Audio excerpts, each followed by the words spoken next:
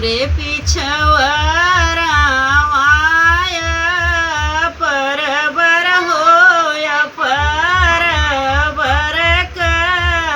पेड़वा होया परबर का पेड़वा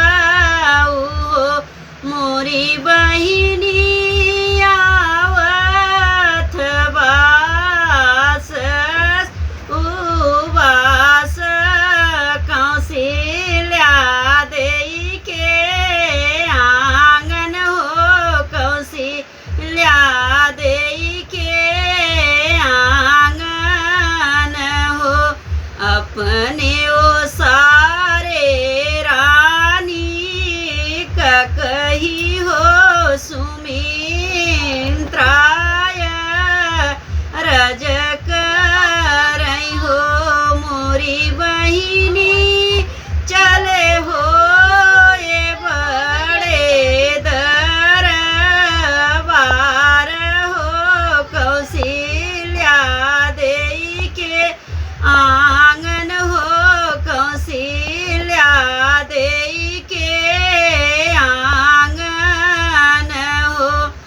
आईनी कही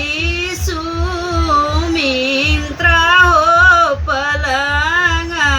चढ़ी बैठी हो पलंग चढ़ी बैठी हो मोरी बहिनी तनिया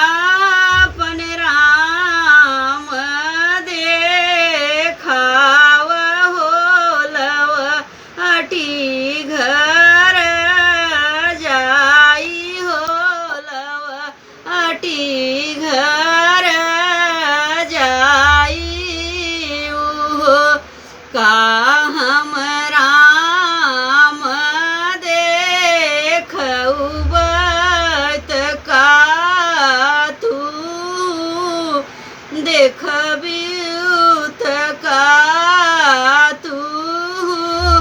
देखबिउ हो मोरी बहिनी